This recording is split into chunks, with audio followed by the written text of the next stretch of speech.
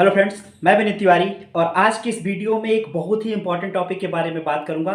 वर्तमान में UP higher education commission assistant professor का जो विज्ञापन 51 है उसमें बीएड के असिस्टेंट प्रोफेसर की जो एलिजिबिलिटी क्राइटेरिया थी उसके विवाद के बारे में बात करूंगा। साथ ही फॉर्म ओपन के संदर्भ में जो लगातार प्रश्न आ रहे हैं कि बीएड का फॉर्म ओपन होगा या बाकी सब्जेक्ट का भी फॉर्म रीओपन होगा फॉर्म भरने के लिए, तो इसके बारे में भी बात करूंगा।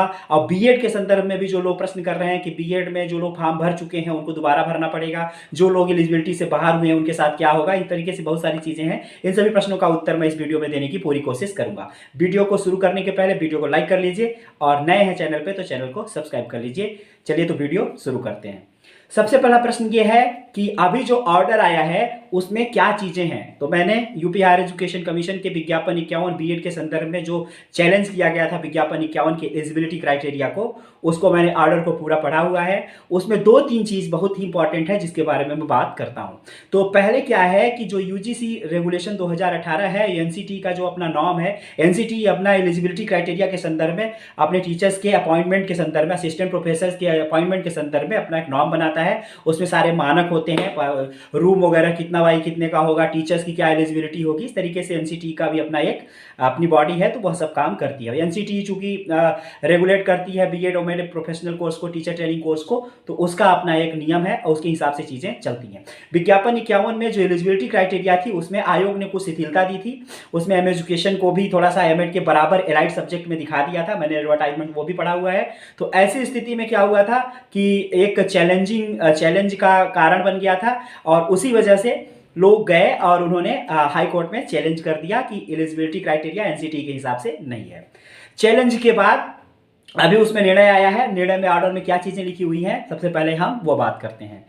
बाद में हम आप लोगों को बताएंगे कि फॉर्म किसका किसका ओपन होगा, किसका नहीं होगा। उसमें लिखा हुआ है कि जो एनसीटी का नॉर्म है उसके जो मैंडेटरी लॉ है, मैंडेटरी लॉ का मतलब जो एक मैंडेटरी रूप से मतलब निश्चित है कि आपको इन नॉर्म्स का पालन करना है, उसके अगेंस्ट है कौन? विज्ञापन 51 जो है वो एनसीटी द्वारा सेट किए गए नॉर्म्स, मैंडेटरी लॉ है, उसके अगेंस्ट है। इसलिए इसको क्या किया जाता है? कैंसिल किया जाता है, क्वैश किया जाता है। तो ऐसी स्थिति में अब जब क्वैश हो जाएगा तो क्या स्थिति बनेगी? जब विज्ञापन रद्द हो गया, विज्ञापन को हाई कोर्ट ने क्या किया कि यह जो विज्ञापन है वह एनसीटी चूंकि बीएड कॉलेजेस में बीएड के टीचर्स को अपॉइंटमेंट देने के नियम बनाता है, अतः वह जो लॉ सेट किया है, मैंडेटरी लॉ है, उसके अगेंस्ट है यह विज्ञापन। इसलिए इस विज्ञापन को निरस्त किया जाए। तो जब विज्ञापन निरस्त हो जाएगा तो री एडवर्टाइज होगा। उसमें साफ साफ लिखा है, आयोग को निर्देशित किया गया है कोर्ट के द्वारा कि आप इसको री एडवर्टाइज करिए। री एडवर्टाइज करने के बाद दो स्थितियां बनेंगी, कुछ लोग एलिजिबल नहीं बचेंगे, कुछ लोग एलिजिबल रहेंगे। तो जो लोग एलिजिबल नहीं बचेंगे, जो लोग फार्म ले लिया है आयोग ने और वह एनसीटी की एलिजिबिलिटी क्राइटेरिया में नहीं आते हैं, उनके लिए आयोग को कोर्ट ने बताया है कि आप उन लोगों की फीस वापस करिए। और जो लोग एलिजिबिलिटी क्राइटेरिया में आएंगे उनका फॉर्म भर चुका है, भरा है, लेकिन फॉर्म फिर रीओपन होगा।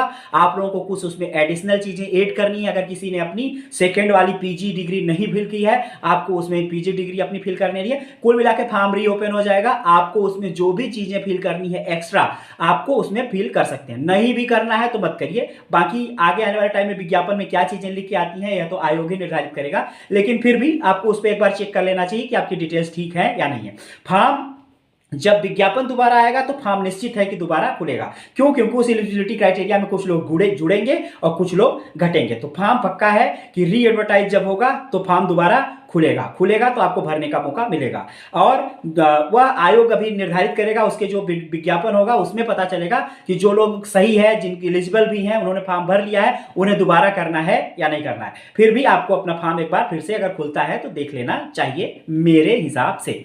उसके बाद बात करते हैं कि जो लोग एलिजिबल नहीं है उनको अपना पैसा आयोग वापस कर देगा। कैसे करेगा, क्या करेगा, ये आयोग अपना अलग से नोटिस निकालेगा। फिर प्रश्न ये उठता है कि क्या करना चाहिए। तो प्रश्न यह उठता है कि जो बाकी विषय का एक प्रश्न यह निकल के सामने आता है कि जो बाकी विषय हैं उनका फॉर्म खुलेगा या नहीं खुलेगा। तो चूंकि यह जो एडवर्टाइजमेंट चैलेंज किया गया था विज्ञापन 51 का सिर्फ बीएड का, तो बीएड की एलिजिबिलिटी क्राइटेरिया के बारे में चैलेंज किया गया था, अतः यह जो निर्णय है सिर्फ बीएड पे लागू होता है। बाकी विषयों में एलिजिबिलिटी का कोई डिस्प्यूट नहीं है, बाकी विषयों में के एलिजिबिलिटी में कोई चैलेंज नहीं किया गया है। ऐसी स्थिति में सिर्फ बीएड का फॉर्म रीओपन होगा, सिर्फ बीएड का फॉर्म री एडवर्टाइज होगा, बाकी विषयों का फॉर्म री एडवर्टाइजमेंट नहीं होगा। बाकी विषयों एलिजिबिलिटी का कोई मैटर नहीं था, इसलिए अभी इस ऑर्डर के हिसाब से फॉर्म रीओपन बाकी विषयों का नहीं होगा। अभी तक की यही है न्यूज कि बाकी विषयों का फॉर्म रीओपन नहीं होगा। फिर यह प्रश्न उठता है कि जो लोग इस बार नेट जेआरएफ करके इंतजार कर अभी एलिजिबल हुए हैं, जो लोग फार्म भर चुके हैं वो तो पढ़ाई कर रहे हैं कि मेरी परीक्षा होने वाली है, जो लोग फॉर्म नहीं भरे हैं अभी नेट जेआरएफ करके बैठे हैं अभी एलिजिबल हुए हैं, वो क्या करें? तो उनकी जानकारी के लिए मैं बताना चाहता हूं कि आप लोग अभी बहुत ही जल्द कुछ ही महीनों में मध्य प्रदेश, हरियाणा, राजस्थान 3 प्रदेशों में पक्के तौर पर वैकेंसी आ रही है और कुछ महीने और जोड़ लिया जाए तो बिहार में भी वैकेंसी आएगी।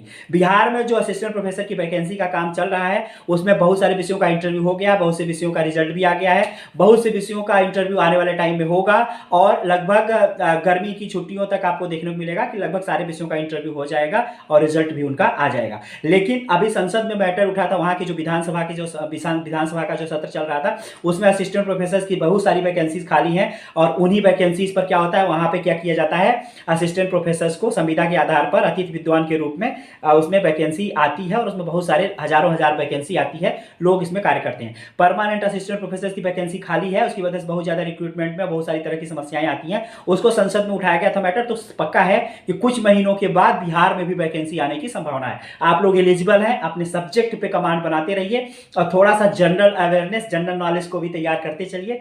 निश्चित ही जहां पे रिटन होगा वहां पे रिटन में फाइट करिएगा और जहां पे इंटरव्यू से होगा, एपीआई स्कोर से बेस्ड है, वहां पर आप लोग उस पर भी अपना करने का प्रयास करिएगा।